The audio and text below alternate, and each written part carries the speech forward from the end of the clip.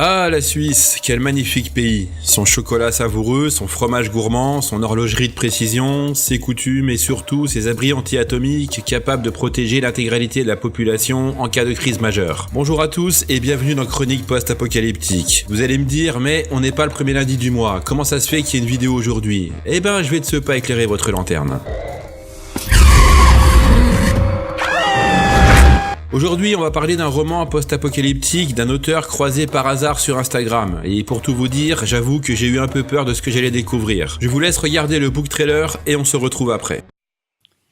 Et si le monde que j'avais connu n'avait pas totalement disparu? Que pourrais-je dire à ces citoyens pour éviter qu'ils ne commettent nos erreurs? Je m'appelle Elliot Renan, j'habite à Bernay, un village non loin de la ville de Genève. Du moins, à l'époque. Suite aux premières pluies de bombes nucléaires et aux émeutes qui ont suivi, le monde a totalement changé. À présent, tout n'est que désolation. J'ai trouvé ce carnet et je me suis dit pourquoi ne pas laisser une trace de mon passage dans cette existence.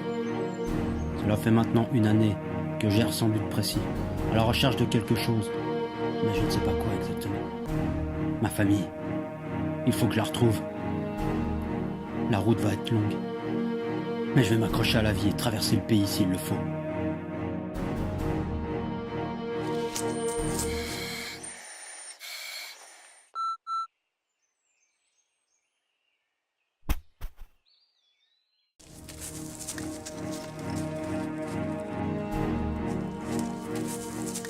L'abri Delta, voilà par où je vais commencer, situé au pied du Salève. Tu es peut-être tout seul maintenant, Elliot, mais rien ne t'empêche de te marrer si t'en éprouves le besoin. Si tu veux insulter l'univers, fais-le. Si tu penses que cela peut te détendre, alors qu'est-ce que t'attends?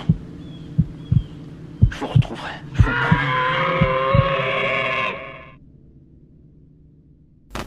Le monde de demain de Lionel Truand est un roman d'anticipation post-apocalyptique. Pour vous résumer le livre en 10 secondes, l'histoire se passe en 2046 dans un monde ravagé et on y suit les aventures d'un homme de 35 ans qui retranscrit ses péripéties dans un journal de bord. Un thème assez abordé dans la littérature post-apo en général et c'est ce qui me faisait peur avant d'avoir lu le livre qui est en plus le premier de cet écrivain suisse. Lionel Truand, c'est un jeune auteur âgé de 29 ans qui habite dans la ville de Bernay, une commune proche de Genève. Quand il n'écrit pas, il travaille comme dessinateur dans une entreprise horlogère, joue à Fallout ou encore lit des BD ou des mangas. Passionné par le post-apocalypse, il s'est mis à l'écriture un peu par hasard et le moins que l'on puisse dire, c'est que le hasard fait plutôt bien les choses. L'histoire du livre peut paraître assez simpliste au premier regard, mais c'est loin d'être le cas. Dans les points positifs, on notera déjà la façon d'écrire. Le mode journal de bord est hautement addictif et la psychologie d'Elliot, le personnage principal, est bien développée et en constante évolution. Les descriptions ne sont pas non plus en reste, c'est détaillé, expliqué et on suit volontiers le héros lors de ses fouilles dans les habitations ou tout au long de ses aventures. On y apprend même quelques techniques de survie et ce n'est pas pour nous déplaire. Les personnages secondaires sont assez travaillés et font bien avancer l'histoire. Les scènes d'action sont également prenantes et détaillées dans des décors que l'on peut sans peine imaginer. L'auteur situant l'action dans des lieux réels, la Suisse en général et les alentours de Bernay en particulier. Tout cela apporte un vrai plus au récit. C'est intelligent mais aussi à partir de là que les critiques négatives font leur apparition. Enfin, négatives pas vraiment, plus des interrogations et des observations qui, je pense, seront abordés dans le tome 2, car oui, un second volume est d'ores et déjà prévu. Ce qui m'a le plus déçu, entre guillemets, c'est le manque d'illustration. L'auteur a pris le parti d'écrire comme un journal de bord et d'y glisser quelques images, sous la forme de croquis ça et là. Mais bon sang que l'idée est bonne et originale, mais pourquoi ne pas en avoir mis davantage? C'est un journal, le fait d'avoir mis des dessins ne dérange en rien, bien au contraire, il faut en mettre beaucoup plus. Le second point qui m'a un peu dérangé, ce sont les monstres et la manière dont ils sont arrivés. Les explications fournies tiennent la route, oui, mais une mutation génétique aussi rapide, j'en doute un peu. Quoi qu'il arrive, les bestioles s'intègrent assez bien dans le récit et c'est tant mieux. Le reste concerne surtout des points qui auraient mérité d'être beaucoup plus approfondis selon moi. Cette histoire de bébête, déjà, mais pas seulement. Pas mal de questions restent en suspens. On a peu d'infos finalement sur cette fin du monde. Quel en a été le contexte? Que s'est-il passé exactement entre 2019 et 2046? Quel est l'état des autres pays? Que font les gouvernements étrangers? Selon la loi en Suisse, les bunkers sont très nombreux. Pourquoi y a-t-il eu autant de ravages? Pourquoi les gens ne sont-ils pas ressortis après après les catastrophes. Et enfin, ultime question, pourquoi Elliot a-t-il mis 1 an avant de se décider à aller retrouver sa famille? De nombreuses interrogations qui, je n'en doute pas, trouveront leur réponse dans la suite qui est déjà écrite à l'heure où j'écris cette vidéo. En résumé, Le Monde de demain de Lionel Truand est un très bon livre dans le genre post-apo. Pour un premier, c'est vraiment une réussite. Il manquerait juste un petit quelque chose pour bien développer son univers. Pour finir, je ne saurais que trop vous conseiller de l'acquérir. Je vous ai tout mis pour cela dans la description avec les réseaux de l'auteur si vous voulez lui demander une petite dédicace. Et attention, on reste poli et gentil quand on demande la dédicace. Cette chronique touche à sa fin. N'hésitez pas, comme pour Lionel, à également me suivre sur mes réseaux. Likez, partagez, commentez et abonnez-vous si ce n'est pas déjà fait. On se retrouve bientôt pour une nouvelle vidéo et bien sûr, comme d'habitude, d'ici là, n'oubliez pas, de l'ordre naquit le chaos.